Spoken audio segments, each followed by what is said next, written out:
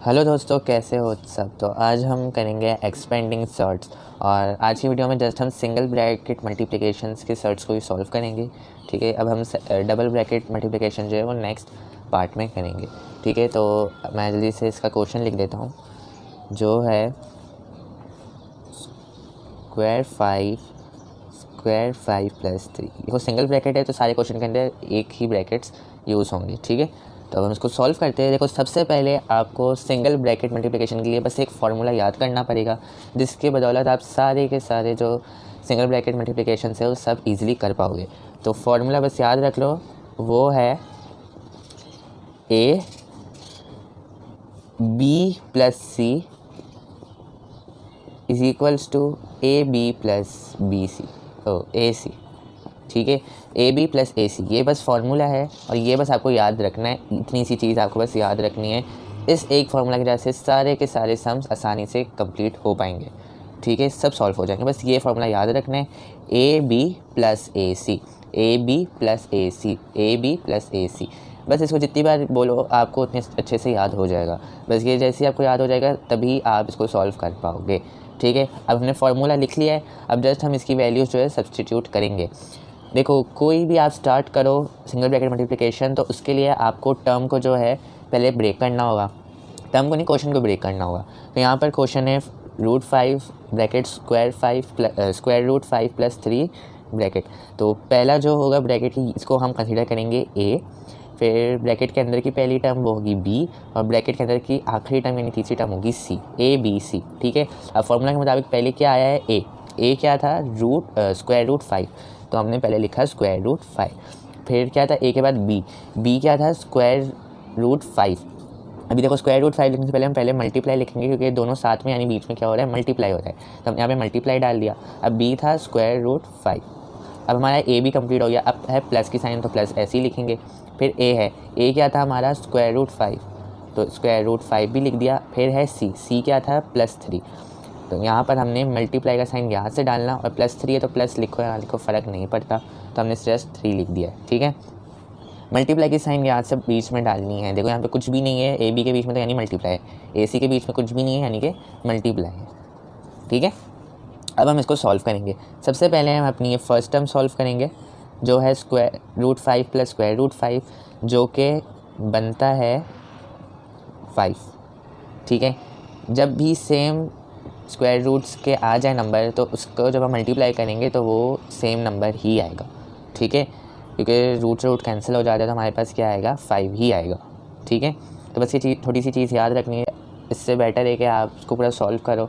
आप जस्ट ये स्टेप कर लोगे तो भी ईजी रहेगा आपके लिए। ठीक है, इंस्टेड कि आप स्क्वायर रूट 5 को स्क्वायर रूट 5 से मल्टीप्लाई करो और वो सारे स्टेप्स करो। बस आप इतना याद रखो, अगर दो सेम रूट्स के आ रहे हो तो उसका आंसर भी जो है वो सेम ही निकलेगा।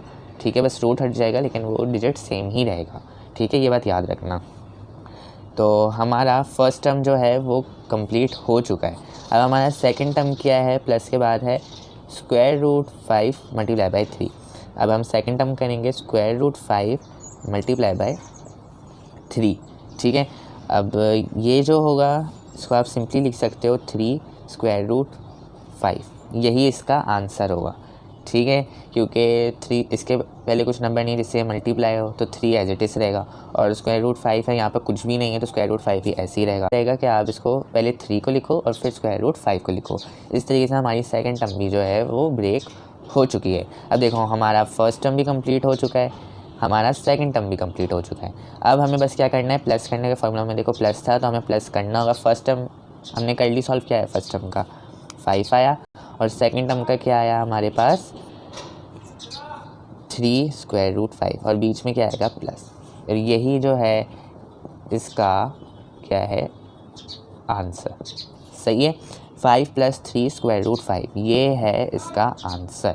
ठीक है, हम इसको प्लस नहीं करेंगे 5 3 को, जस्ट यही जो इसका आंसर कंसीडर माना जाएगा। ठीक है, अब हम अपने सेकंड एक क्वेश्चन की तरफ बढ़ते हैं।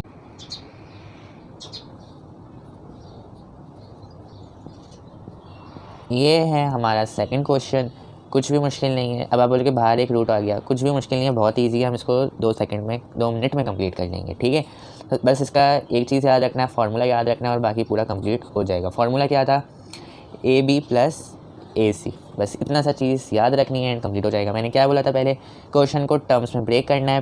फर्स्ट टर्म ब्रैकेट के बाहर वाली मानी जाएगी, सेकंड टर्म ब्रैकेट की अंदर की फर्स्ट टर्म, और थर्ड जो टर्म होगी वो ब्रैकेट की सेकंड होगी टर्म। सही है, ए बी सी। अब हम बस जो वैल्यूज़ है उसको फिल करेंगे। पहला है ए क्या था 2√3, फिर बी है तो हम मल्टीप्लाई डालेंगे, और बी क्या था √3, बीच में प्लस की साइन है। फिर ए है, ए क्या था 2√3, फिर सी है, मैंने क्या बोला था मल्टीप्लाई याद से डालना है वरना गलत हो सकता है। सी क्या है +4 है, लेकिन आप चाहो तो 4 भी लिख सकते हो, इट्स ओके।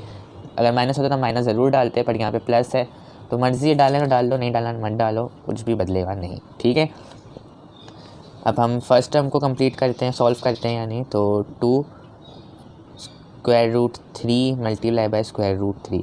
यहाँ पर भी देखो हमारे पास सिमिलर सर्ड नज़र आ गए हैं, तो √3 और √3 का आंसर बताओ क्या होगा, 3 ही होगा।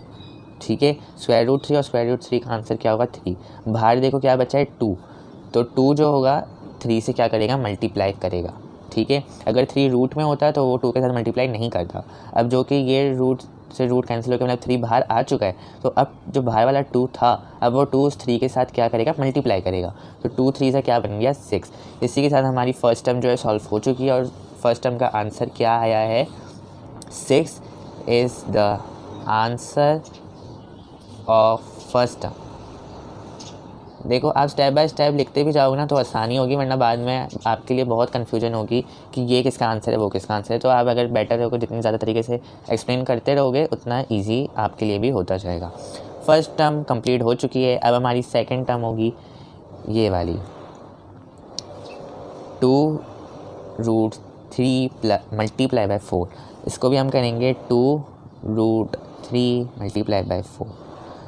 √3 तो देखो ऐसे ही बाहर आ जाएगा, क्योंकि इसके सेकंड जो साइड उसके साथ कोई भी √3 नहीं है, अकेला √3 है, तो अकेला √3 ऐसे ही बाहर आ जाएगा। ठीक है, अब क्या बचा 2 और 4 बचा, तो 2 4 के साथ क्या करेगा मल्टीप्लाई करेगा। तो 2 को जब हम 4 से मल्टीप्लाई करेंगे तो क्या आएगा 2 4 = 8। तो ये हमारा सेकंड टर्म भी कंप्लीट हो गया। फर्स्ट टर्म क्या आया था 6, सेकंड टर्म क्या आया 8√3। अब जस्ट हमें क्या करना है, फॉर्मूला के मुताबिक हमारे पास अब ए बी भी फाइंड हो चुका है और हमारे पास ए सी भी फाइंड हो चुका है। अब बस हमें प्लस करना है, तो अब इसको हम प्लस कैसे करेंगे, फर्स्ट टर्म का आंसर लिखेंगे जो कि था 6 प्लस डालेंगे, और सेकंड टर्म का आंसर क्या था 8√3, और ये ही जो है इसका फाइनल आंसर बन जाएगा। ठीक है, अब है हमारे पास ये तीसरा वाला, और तीसरा वाला भी बिल्कुल उसी स्टेप के हिसाब से ही होगा, इसमें भी कुछ अलग ऐसा नहीं है।